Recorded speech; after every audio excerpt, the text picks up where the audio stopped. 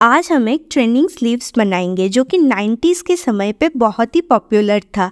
इस स्लीव्स को बनाने के लिए आप पहले नॉर्मल स्लीव्स की जैसे मार्किंग करते हैं उसी तरीके से मार्किंग कर लीजिए। यहाँ मुझे बाजू का लंबाई 8 रखना था तो मैंने ½ इंच एक्स्ट्रा लेकर 8.5 इंच पर मार्किंग कर दिया है।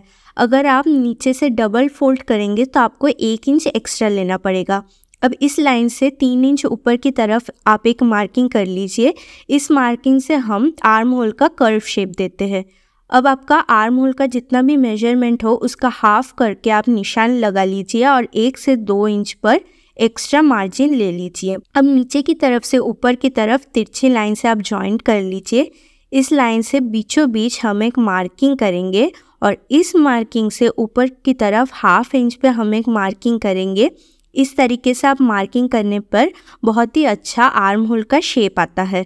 अब आपका जितना भी मोहरी हो उसका हाफ करके आप एक निशान लगा लीजिए और एक्स्ट्रा मार्जिन ले लीजिए।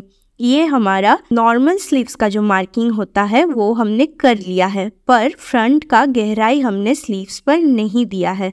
अब आप पफ के लिए ऊपर की तरफ से 2 से 3.5 इंच तक एक्स्ट्रा ले सकते हैं। मैंने यहाँ 3 इंच एक्स्ट्रा लिया है और तिरछी लाइन पर हमने जो बीचों बीच निशान लगाया था उधर तक कर्व तरीके से स्लीव्स का शेप दे देंगे। अब हमें फ्रंट का भी गहराई देना है तो इसलिए ऊपर की तरफ से हमने ½ इंच अंदर की तरफ एक मार्किंग किया है और इसकी हम कटिंग कर देंगे। अब देखिए, आपको ध्यान में रखना है सिर्फ 2 पल्ले का आपको पकड़ना है और कटिंग कर देना है, वरना पूरा स्लीव्स का ही कटिंग हो जाएगा। अब हम सिलाई करने के लिए देखिए लेफ़्ट और राइट स्लीव्स में लिख रहे हैं जिससे कि बाद में गलती ना हो। अब जो हमने तिरछी लाइन से बीचों बीच जो हमने मार्किंग की थी उसको हम दोनों ही तरफ मार्किंग कर लेंगे क्योंकि हमें यहाँ पर ही कच्ची सिलाई लगानी है।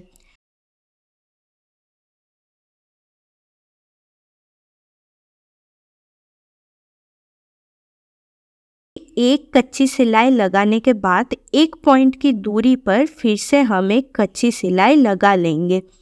यहाँ ध्यान से आप देखिए, जो हमने तिरछी जो मार्किंग हमने की थी उसी मार्किंग तक ही हमें सिलना है।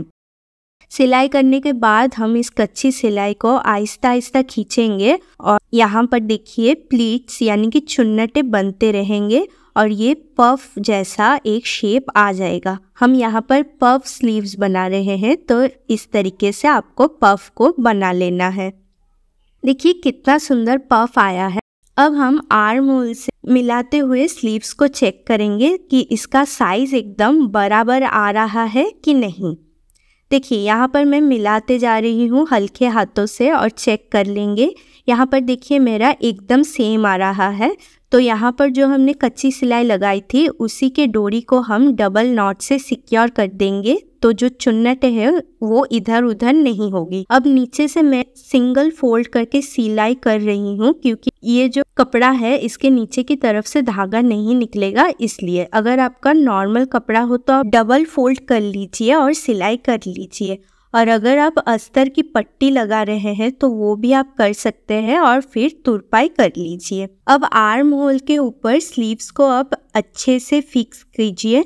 मिलाते हुए ½ इंच की दूरी पर से हम सिलाई लगाते जाएंगे। आप बिल्कुल स्लीव्स को खींचिएगा नहीं, आप हल्के हाथों से सिलाई करते जाइए तो देखिए अच्छा सा फिनिशिंग आ जाएगा।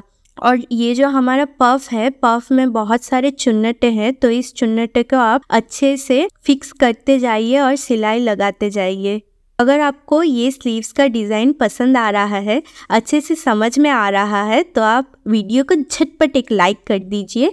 और आप सब्सक्राइब नहीं करते हैं, 99% आप सब्सक्राइब नहीं करते हैं तो प्लीज़ सब्सक्राइब कर दीजिए। ये स्लीव्स में लॉन्ग ब्लाउज के ऊपर सिलाई कर रही हूँ। अगर आपने लॉन्ग ब्लाउज का कटिंग और स्टिचिंग वीडियो ना देखा हो तो इस वीडियो को देखने के बाद आप ज़रूर पिन कमेंट चेक कीजिए।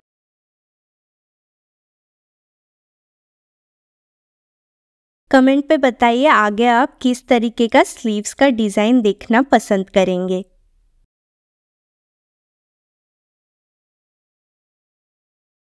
अब देखिए हमारा स्लीव्स जॉइंट हो गया है और एकदम परफेक्ट आया है, किधर से भी बढ़ा और कम नहीं हुआ है। आप देख ही सकते हैं स्लीव्स में कितना सुंदर पफ आया है। अब आप जिस भी ड्रेस में इसको अटैच करना चाहते हैं अटैच कर लीजिए, ये बहुत ही खूबसूरत लगेगा दिखने में। एकदम आसानी से लॉन्ग ब्लाउज का कटिंग देखने के लिए लेफ्ट पे क्लिक कीजिए और लॉन्ग ब्लाउज का स्टिचिंग देखने के लिए राइट पे क्लिक करिए।